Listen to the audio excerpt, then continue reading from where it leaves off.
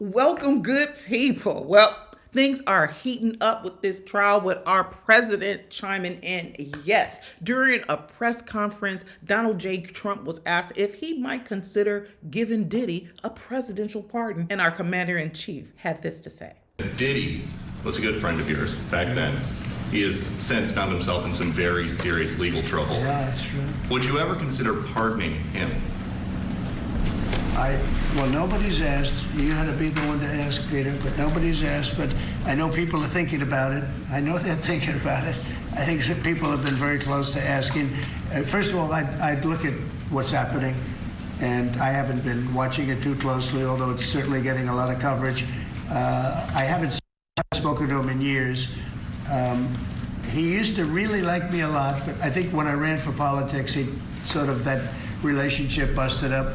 From what I read, I don't know. He didn't tell me that, but I'd read some little bit nasty statements in the paper all of a sudden. You know, it's different. You become a much different person when you run for politics and you do what's right. I could do other things, and I'm sure he'd like me, and I'm sure other people would like me, but it wouldn't be as good for our country. As we said, our country's doing really well because of what we're doing. So I can't, it's not a popularity contest. So I don't know. I would certainly look at the facts.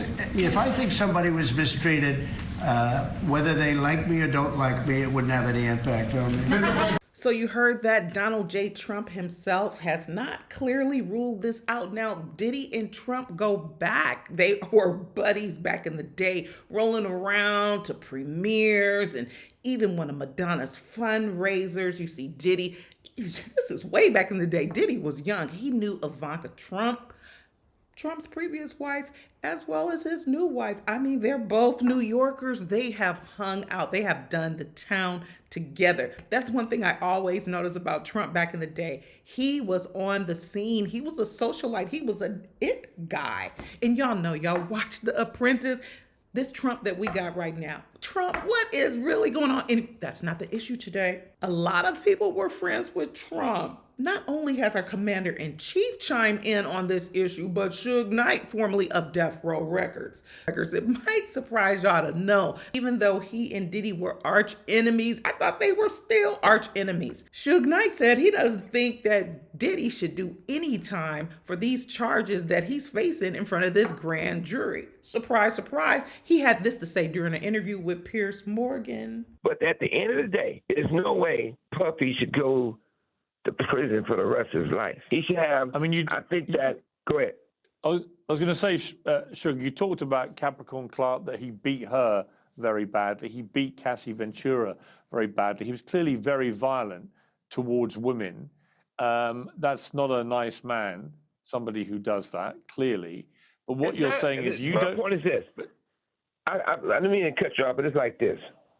I'm not saying Puffy not guilty on majority stuff. He should go to, and he done, right? Because even if he went to prison, it'd probably be a better thing. He'd probably be more happy in prison than in the streets. Because at least in prison, he can get all the baby all he wants. He can have all the men he wants, anyway, anyhow, and all day and all night.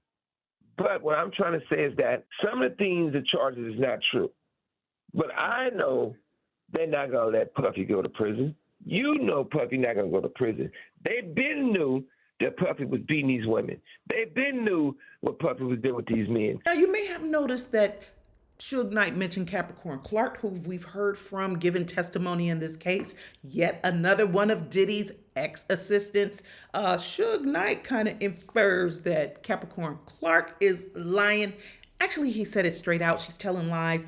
Suge Knight and Capricorn Clark have a relationship because Suge Knight had kids with one of Capricorn Clark's loved ones. And actually, she said that Diddy threatened her on her first day of work through the interview phase because of this relationship with Suge Knight. I guess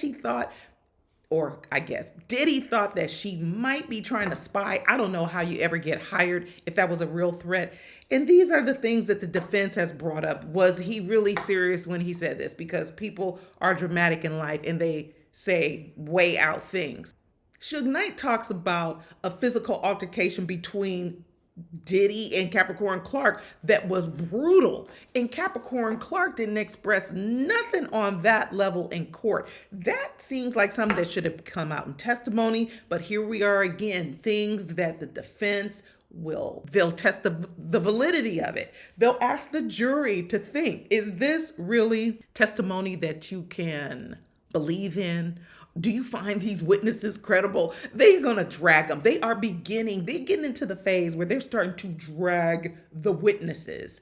And with the ex-assistant Capricorn Clark, it's deep because she was there way back in the day, in the early 2000s. And she speaks about setting up hotel rooms much in the same way that she did with Cassie for Kim Porter, Diddy's former woman, the mother of his children. So these kind of rendezvous are nothing new with Diddy. Were they menage a trois with Kim Porter? I don't know. But Kim Porter has also left us way too soon. It's a lot of stuff going on here. Both Diddy and Puff have been accused of having something to do with both Biggie and Tupac's death directly. They're all in the mess from all the historical record that you will hear all over the internet. And I've covered this as well because being a girl from Cali, I kind of know things that are possible and not possible on the strip during a fight night. And their stories, the whole security, yes, please check out my playlist and check out my playlist about this. Capricorn Clark's testimony, I've broken that down into 2 parts because it's just so massive what she had to say. And of course, we have to think about, do we find her credible? And we also this week have heard the testimony of Mia and Diddy's ex-stylist, Deontay Nash. Mia, another ex-assistant who says that Diddy assaulted her and violated her as well. These are former best friends of Cassie and current, not former, but past best friends that continue to be best friends of Cassie. So it's a little strange that Cassie's whole complaint is, it has a lot of weight on the domestic violence side. Cassie has a lot of sympathy for this. Her best friend Mia is describing something that is also like a quasi-domestic violence situation, even though she is an ex-assistant of Diddy's. So it's kind of confusing because it's like Cassie had complaints and expressed a lot of jealousy about all these women in Diddy's life. And as a best friend, you're going to hear this. So what happens when you're hearing about how heated Cassie's getting over Diddy getting mixed up with side chicks and other thoughts, and you know that he has touched you? This stuff is really, really complicated. But again, we are here watching Diddy face a grand jury, facing a life sentence based on RICO charges. So have we gotten there yet? Y'all let me know what y'all think. And we've also seen this week that the defense has been trying to play this Joker card, this mistrial Joker card. But it is not working so far. It looks like we're going to have to go the distance. It's about 5 more weeks to this thing. And we have a long list of witnesses yet to come. So I'm here for it. Y'all let me know what y'all think. You think Diddy should take the stand? Some say it is not advisable. It is not advisable, Diddy. But Suge says, hey, that would clear up the whole thing if Diddy got on the stand. But historically, that has not worked out well for defendants taking the stand. Let these high-powered attorneys that are getting paid $10 million, from what I hear, that's some big money. It's like 2 rows of defense attorneys. This is some high-stakes stuff.